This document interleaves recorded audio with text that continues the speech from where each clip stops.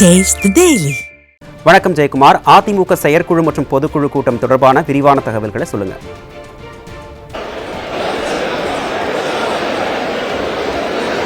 வணக்கம் அருண்.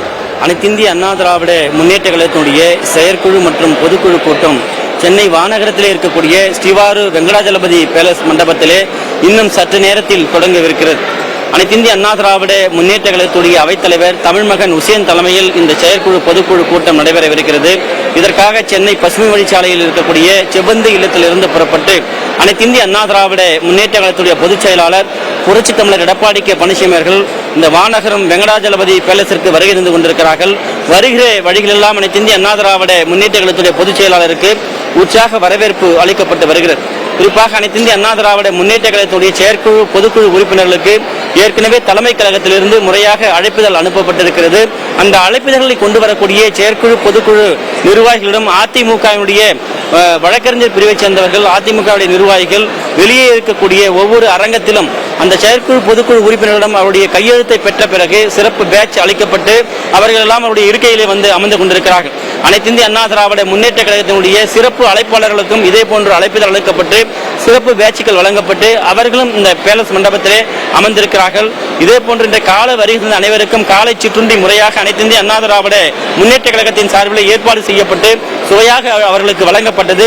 இன்று மதியம் அவர்களுக்கு அறுசுவை உணவு, குறிப்பாக இறைச்சி உணவு உட்பட அனைத்தும் வழங்கவிருக்கிறது. அதற்கான ஏற்பாடுகள் தயாராகி கொண்டிருக்கிறது. அனைத்திந்திய அண்ணா திராவிட முன்னேற்ற கழகத்துடைய இந்த செயற்குழு பொதுக்குழு கூட்டம் என்பது ஒவ்வொரு ஆண்டும் நடைபெறும். குறிப்பாக இந்த வானகரம் வெங்கடாஜலபதி பேலஸ் மண்டபத்திலே இதற்காக அதிமுக பொதுச் செயலாளர் வரவேற்று சிறப்பு பேனர்கள், அதே போன்று கட் அவுட்டுகள் வைக்கப்பட்டிருக்கிறது. பச்சை பசேல் என்று தென்னங்கீற்றுக்கள், அதே போன்று பசுமையான கரும்புகள், வாழை மரங்கள், தென்னங்கீற்றுக்கள் என வைக்கப்பட்டு உற்சாகமாக வரவேற்பு அளிப்பதற்காக அனைத்திந்திய அண்ணா திராவிட முன்னேற்ற கழகத்துடைய நிர்வாகிகள் அனைவரும் காத்துக் கொண்டிருக்கிறார்கள்.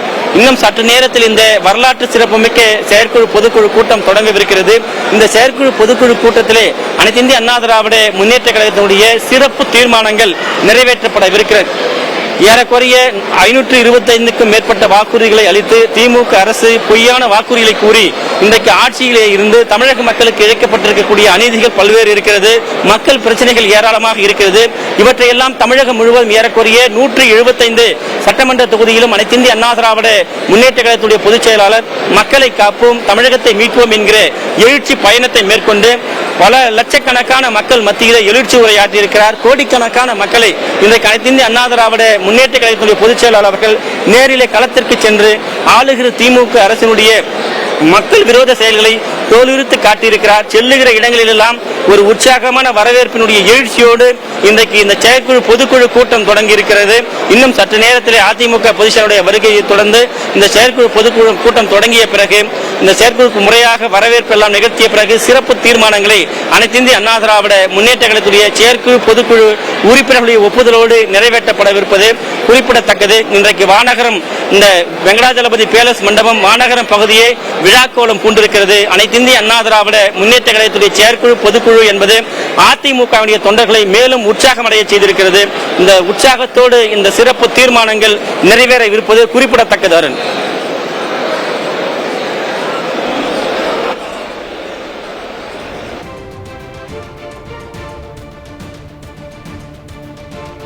அதிமுக செயற்குழு மற்றும் பொதுக்குழு கூட்டம் தொடர்பான அண்மை தகவல்களை களத்தில் இருந்து வழங்கியமைக்கு நன்றி ஜெயக்குமார்.